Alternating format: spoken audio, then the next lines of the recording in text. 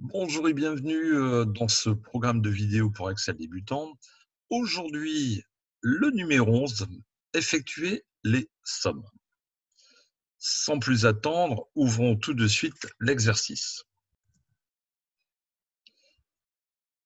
Alors, nous découvrons pour ce tableau, qui est un tableau des ventes. Alors, on aperçoit ici qu'on a des colonnes qui concernent les VTT hommes, VTT femmes, VTT juniors, ici des cellules à calculer. Et pour les lignes qui représentent les régions, la ligne sud, ici les ventes pour l'ouest, le nord et l'est. Ici, nous allons devoir aussi calculer les colonnes. Alors, tout de suite, on va finir ce tableau, le mettre en forme.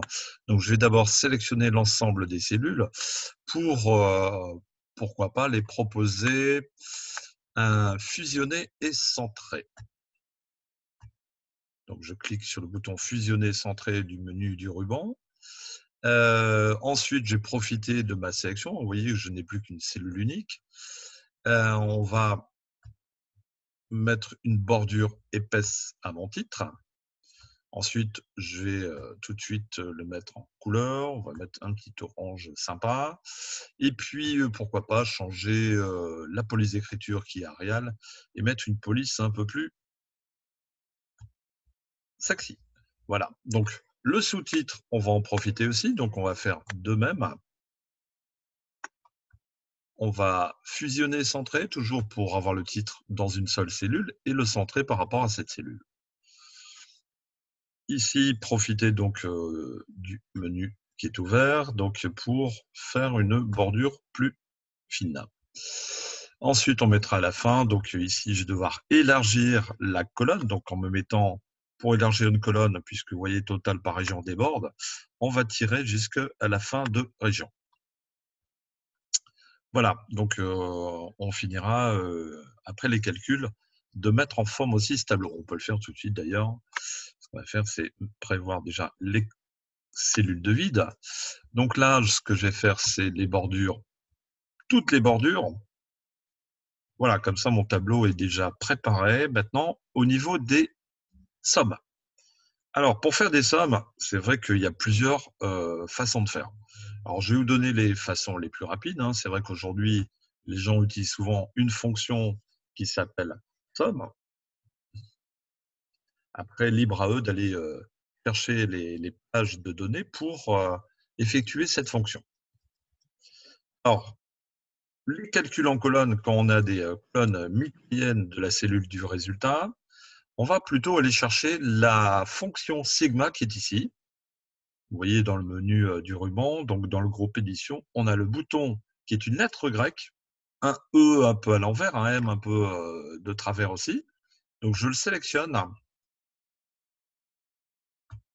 on le sélectionne. Donc il aura pour intérêt, vous voyez, donc puisque Excel va borner, va repérer les cellules qui contiennent des valeurs et s'arrêter automatiquement à la cellule VTT Hub qui contient du texte.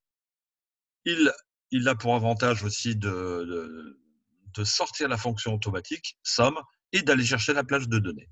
Donc tout est dedans, contrôle entrée pour rester dans la cellule. Voilà, donc on a tout de suite la réalité.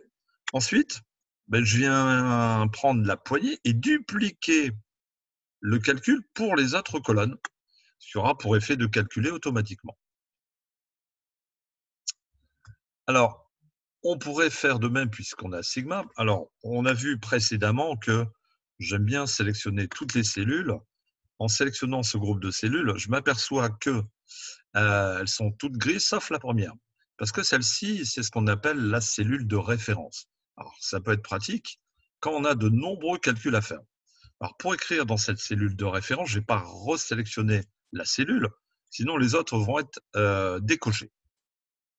Ce qui fait que je vais aller pour écrire dans la cellule de référence dans la barre des formules. Le signe égal, je vais chercher donc la fonction somme qui apparaît ici, double-clic dessus.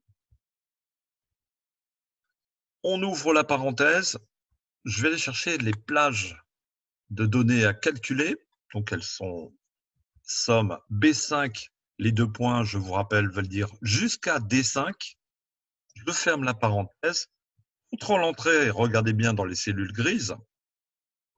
Effectivement, en écrivant la formule dans la cellule dite de référence, la formule va être dupliquée pour l'ensemble des autres cellules et donc effectuer les calculs très rapidement. Ici, alors le petit bonus, c'est que j'ai envie de faire un joli graphique. Donc je vais sélectionner l'ensemble de mes cellules. Et je voudrais faire un histogramme avec tous mes résultats parce qu'effectivement, je dois apporter à mon chef des ventes rapidement les résultats. Alors, ce que je vais faire, c'est donc, dans un premier temps, je sélectionne l'ensemble et puis je vais aller chercher la touche F11. Donc, F11 est en haut de votre clavier, vous appuyez une fois dessus et aussitôt, regardez, il ouvre votre feuille UNES, c'est là où on a fait nos calculs, et la feuille graphique a été rajoutée automatiquement et les graphiques se sont alimentés grâce à mon tableau de calcul. Voilà. Si après je veux modifier le type de graphique, je peux le modifier, bien que l'histogramme convient très bien à ce type de calcul. Mais je vais peut-être chercher un histogramme en 3D, 3 dimensions. Voilà. Donc celui-ci me convient très bien. Et j'ai confirmé avec la touche OK. Et voilà, donc j'ai bien maintenant effectué mes sommes rapidement. Et en plus, le bonus, c'est que j'ai ajouté donc ce graphique automatiquement et rapidement. Voilà, l'exercice est terminé. Bien sûr, l'exercice de ce tuto est téléchargeable sous la vidéo, hein, par le lien. Vous cliquez dessus simplement. Et sous la vidéo, en général, je mets tous les vidéos avec un exercice. Sinon, vous retrouvez l'intégralité du programme Excel en vous abonnant à la chaîne YouTube André-Marc Decroix. Merci pour votre attention et à bientôt. Au revoir.